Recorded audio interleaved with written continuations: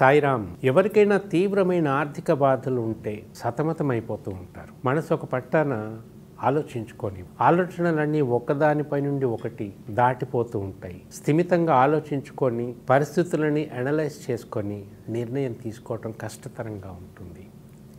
ఏం చేయాలో పాలుపోనటువంటి పరిస్థితిలో ఉన్నప్పుడు ఈ ఒక చిన్న పని చేయండి. ఇది చేయటం వలన మీకు తప్పకుండా ఆర్థిక బాధలు తగ్గుతాయి, ఉపశమనం కలుగుతుంది.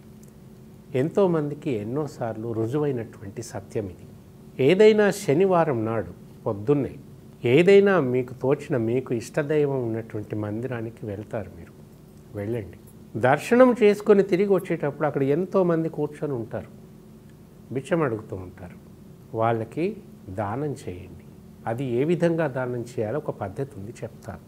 మీరు ఇంటి నుండి బయలుదేరే ముందు ఉతికిన బట్టలు ధరించండి. ఏవైనా లైట్ కలరు, వైట్ కలర్, ఏదైనా light colour or white colour ఉతికిన బట్టలు. ఉతికినా కూడా ఇస్త్రీ మార్కలు పోకుండా ఉంటాయి, ఇస్త్రీ గీతలు పోకుండా ఉంటాయి వేరు. ఉతికిన బట్టలు ధరించండి.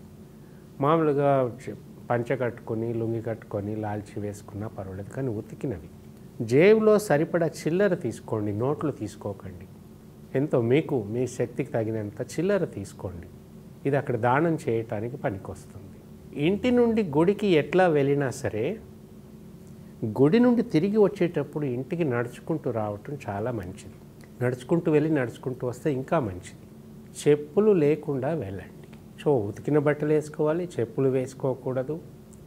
నడుచుకుంటూ వెళ్తే మంచిది. అట్లా వెళ్ళలేనప్పుడు చెప్పులు కారులోనో లేకపోతే స్కూటర్ దగ్గర వదిలేసి టెంపుల్లోకి మామూలుగా చెప్పులు లేకుండా వెళ్తాం. అక్కడ చెప్పుల స్టాండ్ పెట్టుకొని కూర్చుంటాడు ఒక మనిషి చాలా వరకు టెంపుల్స్ దగ్గర. అక్కడ చెప్పులు వదిలేసి వెళ్ళటం కాదు. మీరు మీ స్కూటర్ దగ్గర కారులోనో వదిలేయండి. వెళ్ళి మామూలుగా దర్శనం చేసుకున్నాక టెంకాయ కొడతారు, ఎట్లా అర్చన చేసుకుంటారు, ఎలా పూజిస్తారు, అది మీ ఇష్టం. బయటికి వచ్చిన తర్వాత అక్కడ ఉన్న వాళ్ళందరికీ మీ జేబులో ఉన్న చిల్లర మొత్తం పంచేయండి. మీ దగ్గర ఒక కాయిన్ కానీ ఒక నోట్ కానీ ఉండటానికి వీల్లేదు. పర్సు కూడా వద్దు. పర్సు దానం చేయమనటం లేదు. వెళ్ళేటప్పుడే పర్సు జేబులో పెట్టుకోకండి. చిల్లర మాత్రం తీసుకెళ్ళండి. అక్కడ అవసరమైనంతగా టెంకాయ కొనడానికి ఉపయోగిస్తారు. తర్వాత వీళ్ళందరికీ పనిచేయండి.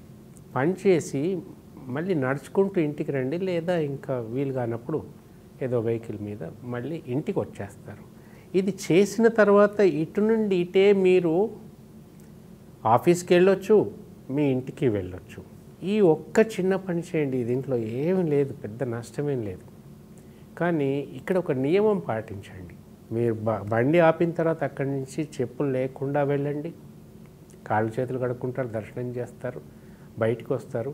ఎంతమంది పిచ్చుకాలంటారో అంతమందికి మీ దగ్గర ఉన్న చిల్లర మొత్తం పనిచేయండి. మీ దగ్గర ఏం డబ్బులు ఉండటానికి వీలు లేదు. అంతా పనిచేశాక నోట్లు కూడా ఉంచుకోకూడదు.